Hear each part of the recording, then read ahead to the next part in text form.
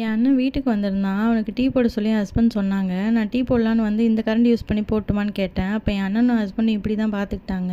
ஏன்னு தெரில. ஆனால் டீ நல்லா தான் வந்துச்சு. அப்புறம் என் அண்ணனுக்கு இந்த மோமோஸ் பிடிக்கும். சரின்னு இதுவும் ஆர்டர் பண்ணி சாப்பிட்டு கொடுத்தோம். டின்னருக்கு நானும் பன்னீர் பட்டர் மசாலாவும் செய்யலான்னு சொல்லிட்டு ஃபஸ்ட்டு ஈஸ்ட் ஆக்டிவேட் பண்ணி நானுக்கு மாவை பிசைஞ்சு வச்சுட்டேன். அதுக்கப்புறம் பன்னீர் பட்டர் மசாலா ரெடி பண்ணிகிட்டு இருந்தேன். என் அண்ணன் துபாய் கிளம்புறான். சரி அதுக்கு முன்னாடி ஏதாவது நல்லா சமைச்சு தரலாமேன்னு இதெல்லாம் ரெடி பண்ணிட்டு இருந்தேன். எப்பயுமே என் ஹஸ்பண்ட் தான் சமைப்பாங்க. அவன் வந்தால் அவனுக்கும் என் ஹஸ்பண்ட் சமைச்சா தான் பிடிக்கும். ஆனால் இந்த டைம் என் ஹஸ்பண்ட் நைட் ஷூட் போயிட்டு வந்து தூங்கிட்டு இருந்தாங்க. சரி அவங்கள டிஸ்டர்ப் பண்ண வேணாமேன்னு சொல்லிட்டு நானே எல்லாமே ரெடி பண்ணி சமைச்சிட்டு இருந்தேன். நானுக்கு மாவு பிசைஞ்சு வச்சதுக்கப்புறம் பன்னீர் பட்டர் மசாலாவுக்கு தேவையான வெங்காயம், தக்காளி, அப்புறம் அந்த இஞ்சி எல்லாமே ரெடி பண்ணி வச்சுட்டேன். கட் பண்ணதெல்லாம் வதக்கிடலான்னு வந்தேன். அப்போ தான் எங்கள் வீட்டு எலி வந்து ஊர்ந்து என்கிட்ட வந்துட்டு இருந்துச்சு. அப்புறம் அவளுக்கு கொஞ்சம் ஸ்நாக்ஸு கொடுத்து என் அண்ணன்கிட்ட கொண்டு போய் கொடுத்துட்டு வந்தேன். அவளை கிச்சனுக்கு வராமல் பார்த்துக்கூடான்னு சொல்லிட்டு. அப்புறம் அவளும் ஏதோ விளாண்டுட்டு இருந்தாங்க. நானும் அப்படியே சைடில் இதெல்லாம் செய்ய ஆரம்பிச்சிட்டேன்.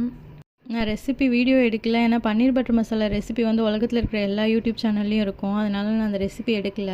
இது செஞ்சு முடிக்கும் போதே லேட் ஆகிடுச்சு. அதனால் நான் வீடியோவே எடுக்க முடியல. ஆனால் நான் மாவு நல்லா உப்பி வந்துருந்துச்சு. அந்த ஈஸ்ட் நல்லாவே ஒர்க் ஆகிருந்துச்சு. அவனுக்கு ஃபஸ்ட்டு கடகடன்னு செஞ்சு கொடுத்து அவனை ஏர்போர்ட் அனுப்பி வச்சுட்டு நாங்கள் வீட்டில் எல்லோரும் அதுக்கப்புறம் பொறுமையாக செஞ்சு சாப்பிட்டுட்டு இருந்தோம்.